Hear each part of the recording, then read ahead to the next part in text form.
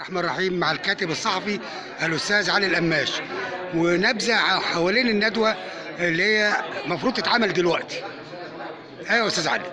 ندوة عن المخاطر التي تهدد الآثار والتراث، خاصة المقابر التاريخية، وللأسف يتم تجاهل القوانين والدستور، ويتم تجاهل آراء العلماء والمتخصصين، ويستمعوا لغير المتخصصين والمتطوعين اللي هم بمعنى يكونوا طوع للأوامر.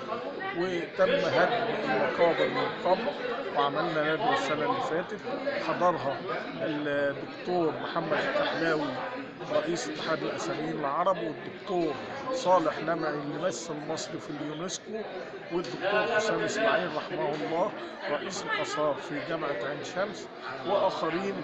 وتوقف الهدم ثم جاء هدم تاني، وقال رئيس الوزراء يتوقف الهدم، وده هو قال في هدم تاني يوم السبت.